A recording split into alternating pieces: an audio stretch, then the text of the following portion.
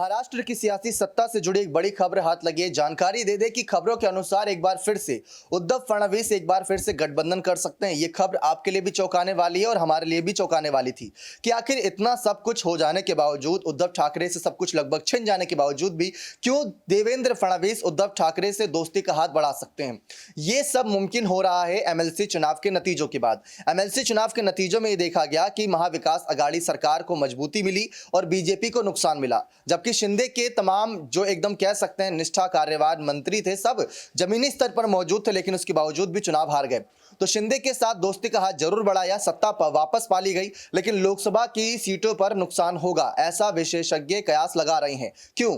48 लोकसभा सीटें हैं महाराष्ट्र में। पिछली बार एनडीए और शिवसेना का जो गठबंधन था, यानी बीजेपी और शिवसेना का जो गठबंधन था, उसके दम पर 40 प्लस सीटें निकाल ली गई थी, करीब 41 सीटें निकाल ली गई थी। और ये बहुत बड़ा आंकड़ा होता है, क्योंकि 48 में अगर आप 41 सीटें निकाल रहे हैं दो गठबंधन के दम पर, तो ये अपने आप में एक बड़ी जीत थी। लेकिन वही जीत को यहाँ पर आप दोबारा से दोहराना चाहते हैं, क्योंकि जैसा कि कहा जा रहा है कि जो 25 सीटें यहाँ पर नजर आ रही हैं, उन 25 सीटों पर दोबारा दाव फेंका जाएगा और 23 सीटें जो यहाँ पर विपक्ष के पास नजर आ रही हैं, उन पर भी सबकी नजरें रहेंगी।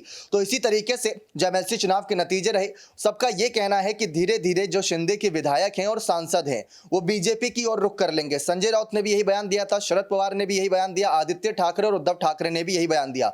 उन्होंने कहा कि शिवसेना इनको इतनी आसानी से हम देने नहीं देंगे, मिल भी जाएगी तो भी बीजेपी इनको अपनी ओर ले आएगी। जैसा कि हमने देखा था बीच में भी, जब उद्धव ठाकरे का साथ छोड़कर कुछ नेता शिंदे की तरफ जा रहे थे, तो कुछ नेता सीधा बीजेपी की तरफ जा रहे थे।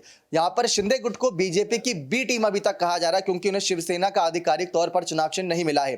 तो शिंदे के लिए बहुत बड़ी बुरी खबर है, क्योंकि जानकारी के तौर पर यह बातें निकलकर सामने आ रही है कि एक बार फिर से एक बड़े उद्योगपति ने उद्धव और फडणवीस को दोनों को कहा है कि आप लोग साथ आइए और महाराष्ट्र की सियासी सत्ता में अपना कब्जा जमाइए, क्योंकि ठाकरे परिवार का कह सकते हैं बड़ा दबदबा रहा है महाराष्ट्र की सत्ता में। और वही बाला साहब ठाकरे का खून उद्धव ठाकरे की रगों में भी है, और सब जानते हैं कि उद्धव ठाकरे क्या कर सकते हैं अगर वो अपनी पर आ गए तो, जैसा कि अब वो कर भी रहे हैं। एमएलसी चुनाव के नतीजे इस बात का सबूत है कि संसद के चुनाव से पहले एमएलसी चुनाव के नतीजे ने एक कहीं ना कहीं बीजेपी को सोच विचार करने पर मजबूर कर दिया। क्या शिंदे सही है या उद्धव ठाकरे ही सही थे? ये अपने आप में बहुत बड़ा सवाल है। अब जानकारी के तौर पर जैसा कि हमने आपको बताया कि कई सारे सांसद विधायक ये सोच रहे हैं कि हमको बीजेपी की ओर रुख कर लेना चाहिए शिंदे गुट छोड़कर, और जो भी नाराज होगा, जो भी बीजेपी में नहीं जाना चाहेगा, वो दोबारा उद्धव ठाकरे के पास आ जाएगा।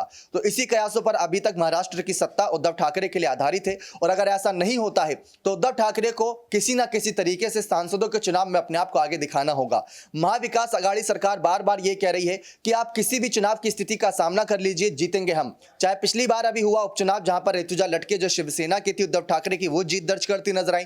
उसके बाद एमएलसी चुनाव हुए, वहां पर यहां पर महाविकास अघाड़ी सरकार ने जीत दर्ज करी। तो इसी को कमजोर करने के लिए फडणवीस दोबारा उद्धव ठाकरे की ओर रुख कर सकते हैं, क्योंकि अमित शाह और पीएम मोदी ने शिंदे और फडणवीस को मिशन 48 दिया हुआ, यानी कि 48 की 48 लोकसभा सीटें अपने पक्ष में लाने की बात कही है। लेकिन यह तभी हो पाएगा जब फडणवीस मजबूती के साथ नजर आएंगे और शिंदे भी शिवसेना के चुनाव चिन्ह के साथ नजर आएंगे, वरना यह टारगेट भी बहुत मुश्किल हो जाएगा। तो इसी वजह से फडणवीस जहां एक तरफ राज ठाकरे को अपने साथ लाने की सोच रहे हैं, तो दूसरी तरफ उद्धव ठाकरे को भी मनाने की सोचते नजर आ सकते हैं। ऐसी यहां पर जानकारी सामने आ रही है कि पिछले कुछ महीनों से दोनों बड़े नेता एक दूसरे के संपर्क में हैं, और बहुत जल्द कोर्ट के फैसलों के बाद कोई बड़ा ऐलान हो सकता है। देखते हैं क्या होता है महाराष्ट्र की सत्ता में लोकसभा चुनाव से पहले।